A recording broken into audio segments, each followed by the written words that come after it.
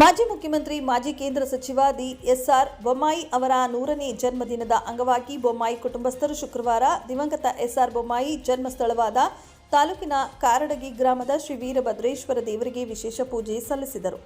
ಮಾಜಿ ಮುಖ್ಯಮಂತ್ರಿ ಸಂಸದ ಬಸವರಾಜ ಬೊಮ್ಮಾಯಿ ಸುದ್ದಿಗಾರರೊಂದಿಗೆ ಮಾತನಾಡಿ, ಸೋಮಪ್ಪ ರಾಯಪ್ಪ ಬೊಮ್ಮಾಯಿ ಅವರ ರಾಜ್ಯ ಕಂಡ ಧೀಮಂತ ನಾಯಕ, ಮಹಾ ಮಾನವತಾವಾದಿ ಎಂ.ಎನ್. ರಾಯ್ ಅವರ ಸಿದ್ಧಾಂತಗಳೆರಡೆಗೆ ವಿದ್ಯಾರ್ಥಿ ದೆಸೆಯಿಂದಲೇ ಆಕರ್ಷಿತರಾಗಿ ಅವರ ಆದರ್ಶಗಳನ್ನು ಅಳವಡಿಸಿಕೊಂಡು ಜೀವನದ ಉದ್ದಕ್ಕೂ ತಮ್ಮ ನಂಬಿಕೆ ಸಿದ್ಧಾಂತಕ್ಕೆ ಬದ್ಧರಾಗಿ ಬಾಳಿದ ಬೊಮ್ಮಾಯಿ ಸುದೀರ್ಘ ರಾಜಕೀಯ ಜೀವನದುದ್ದಕ್ಕೂ ಎಂದು ರಾಜಿಯಾಗದೆ ಬದ್ಧತೆಯ ಹಿರಿಮೆಯನ್ನ ಮೆರೆದವರು.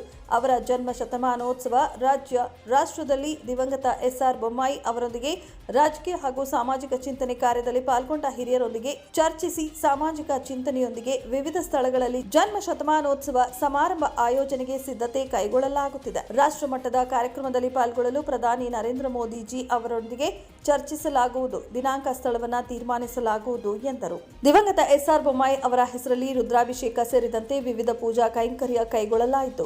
ನಂತರ ಕಾರಡಗಿ ವಿವಿಧ ಶಾಲಾ ವಿದ್ಯಾರ್ಥಿಗಳಿಗೆ ಶಾಲಾ ಪರಿಕರ ವಿತರಿಸಿ ಅನ್ನ ಸಂತರ್ಪಣೆ ಕೈಗೊಳ್ಳಲಾಯಿತು. ಈ ಸಂದರ್ಭದಲ್ಲಿ ಚೆನ್ನಮ್ಮ ಬೊಮ್ಮಾಯಿ, ಭರತ ಬೊಮ್ಮಾಯಿ, ಮಂಜುನಾಥ ಉಡುಪಿ ಹಾಗೂ ಡಾ. ಶೋಭಾ ನಿಸ್ಸಿಮಗೌಡ್ರ, ಗಂಗಾಧರ ಬಾಣದ ಹಾಗೂ ಇತರರು ಇದ್ದರು. Suresh Yaligar, 9 live news, Shiggavi.